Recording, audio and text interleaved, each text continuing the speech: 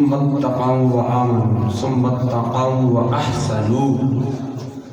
والله يحب المحسنين. آمنت بالله صدق الله العظيم. مولاي صل وسلم دائما أبدا على حبيبك خير الخلق كلهم والحبيب الذي ترجى شفاعته لكل هول من الأهوال المقتحم. صدانا شاخا ہریاں سدانا پھل چمن دے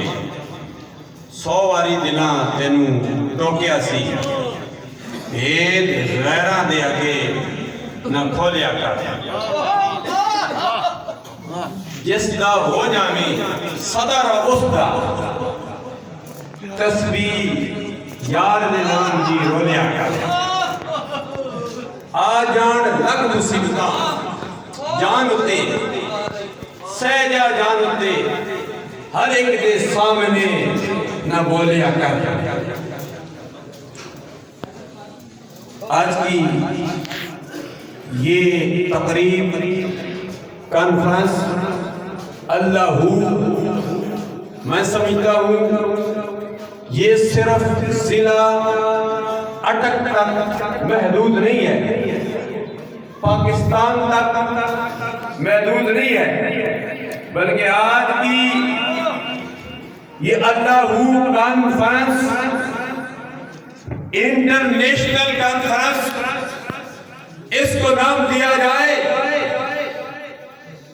تو یہ درست ہے، کیونکہ آج کی اس کانفرنس میں پاکستان کے جید علماء کرام شیخ اعظامی نہیں بلکہ انٹرنیشنل طور پر روحانی طور پر میرے افراد محترم سن 1980 زانیہ تلمذ تہ کیے علامہ سفیر اسلام قاضی انوار الحق صاحب علیہ رحمت سمیت کشتیش کے مصطفیٰ اعلی حضرت امام احمد رضا بریلوی علیہ رحمت، امام نورانی علیہ رحمت، داتا علی حجویری علیہ رحمت، خواجہ معین الدین چشتی علیہ رحمت، شیخ عبد القادر جیلانی علیہ رحمت، اور جگر گوشہ امام خراسانی حضرت علامہ صاحبزادہ پیر کاری حبیب جان مبارک علیہ رحمت کے والد محترم پیر احمد آغا سیف الرحمن نور اللہ مرمدہ روحانی طور پر اس کانفرنس میں شریک ہے. اس لیے یہ کانفرنس یہ انٹرنیشنل کانفرنس ہے جہاں سلطان علیہ گولڈ شریف کے فیض یافتہ نصیر ملت بھی نصیر الدین نصیر علیہ رحمت کے ساتھ 16 سال زندگی گزارنے والے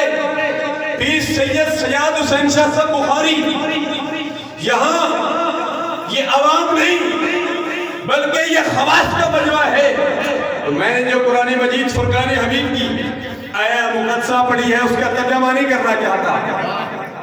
میں یہی آستان علیہ بہار الحق شریف میں خواجہ پیر عبدالحق صاحب دامر کا دور عالیہ کورس مبارک میں بھی جب میں نے 3 آیتیں پڑھی ترجمہ نہیں کیا.